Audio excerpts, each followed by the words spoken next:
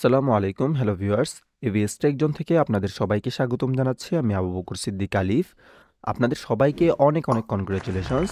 আমরা আমাদের C programming কোর্সের কন্ট্রোল স্টেটমেন্ট টপিকটা খুব সুন্দরভাবে শেষ করতে পেরেছি। আজকের ক্লাসে আমরা এই কন্ট্রোল স্টেটমেন্ট টপিকটার ওভারভিউ নিয়ে একটু আলোচনা করব যে আমরা আমাদের এই কন্ট্রোল স্টেটমেন্ট টপিকটার ভিতরে কোন বিষয়গুলো শিখতে পেরেছি। ফার্স্ট অফ অল আমাদের এই কন্ট্রোল স্টেটমেন্ট সম্পর্কে আলোচনা করতে যেয়ে আমাদের অপারেটর টপিকের অনেকগুলো অপারেটরের সাথে আমরা নতুনভাবে পরিচিত হয়েছি।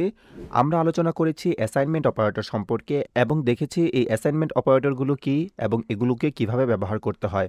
আমরা পরিচিত হয়েছি ইউনারি অপারেটরের সাথে, যেটা অ্যাসাইনমেন্ট অপারেটর থেকেই তৈরি হয়েছে এবং এই ইউনারি অপারেটরের মাঝে prefix increment decrement, postfix increment decrement সম্পর্কে আলোচনা করেছি।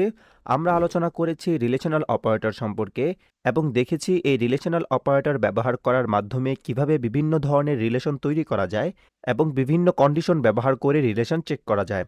এক্ষেত্রে বিভিন্ন ধরনের রিলেশন চেক করার যে বিষয়টা, সেই রিলেশন চেক করতে যেয়ে আমরা আমাদের কন্ট্রোল স্টেটমেন্টের মূল টপিক আমাদের ইফ ইলস সম্পর্কে আলোচনা করেছি, যেখানে আমরা ইফ, ইলস, ইলস ইফ এগুলোর ব্যবহার দেখেছি এবং দেখেছি এগুলো ব্যবহার করার মাধ্যমে কিভাবে বিভিন্ন ধরনের কন্ডিশন তৈরি করা যায় এবং কন্ডিশন চেক করা যায়। একই সাথে আমরা এই ইফ ইলস ব্যবহার করে বিভিন্ন ধরনের লজিক তৈরি করেছি এবং দেখেছি লজিক্যাল অপারেটরের ব্যবহার, যেখানে লজিক্যাল অর, লজিক্যাল অ্যান্ড এবং লজিক্যাল নট নিয়ে আলাদাভাবে আমরা বিস্তারিত আলোচনা করেছি। আমরা এই কন্ট্রোল স্টেটমেন্ট টপিকটাতে এই অপারেটরগুলোর ব্যবহার দেখার পাশাপাশি প্রোগ্রামিংয়ের কিছু বেসিক স্ট্রাকচার নিয়ে আলোচনা করেছি।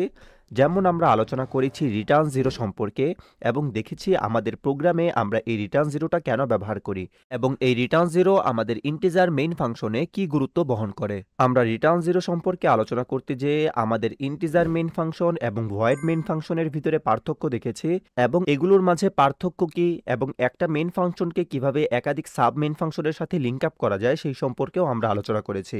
এবং সর্বশেষ আমরা আমাদের টাইপ অফ ভেরিয়েবল সম্পর্কে আলোচনা করেছি, যেখানে আমাদের লোকাল ভেরিয়েবল এবং ভার্চুয়াল ভেরিয়েবল কি এবং এগুলো কখন কোনটাকে আমরা কিভাবে ব্যবহার করব সেই সম্পর্কে আলোচনা করেছি। এবং সর্বোপরি এই ওভারঅল সবগুলো বিষয় মিলিয়েই আমরা দেখেছি যে কিভাবে আমাদের প্রোগ্রামে কোনো একটা স্টেটমেন্টকে আমরা কন্ট্রোল করতে পারি, যার মধ্য দিয়ে আমরা সম্পূর্ণ করেছি আমাদের এই কন্ট্রোল স্টেটমেন্ট টপিকটা। আপনাদের জানার সুবিধার্থে একটা কথা বলে রাখছি, আমি এখানে যতগুলো বিষয় আপনাদের সামনে প্রেজেন্ট করেছি, অর্থাৎ আমাদের বিভিন্ন ধরনের অপারেটর এবং তাদের ব্যবহার কে কোনভাবে কাজ করে, এই সকল স্লাইডগুলোই কিন্তু আমরা আমাদের ফেসবুক পেজে, আমাদের ফেসবুক যে গ্রুপটা আছে এভিএস টেকজন নামে, সেই গ্রুপে সাবমিট করে দেই। অতএব আপনারা কেউ যদি এই স্লাইডগুলো নিয়ে প্র্যাকটিস করতে চান অথবা এই ইমেজগুলো ডাউনলোড করে রেখে দিতে চান আপনাদের রিভিশনের জন্য, যেন পরবর্তীতে আপনাদের কোনো একটা বিষয় নিয়ে সমস্যা থাকলে বা কনফিউশন থাকলে আপনারা এই ইমেজগুলো দেখেই সেগুলো সমাধান করে নিতে পারেন, বা পরবর্তী সময়ে এই স্লাইডগুলো দেখেই যেন আপনারা যেই সব বিষয়গুলো শিখেছেন সেগুলো রিভিশন করতে পারেন। আগামী ক্লাস থেকে আমরা আমাদের আরেকটা নতুন টপিক অর্থাৎ আমাদের সুইচ সম্পর্কে আলোচনা করব। সকলকে নেক্সট ক্লাস দেখার আমন্ত্রণ জানিয়ে আজকে এখানেই শেষ করছি। আল্লাহ হাফেজ।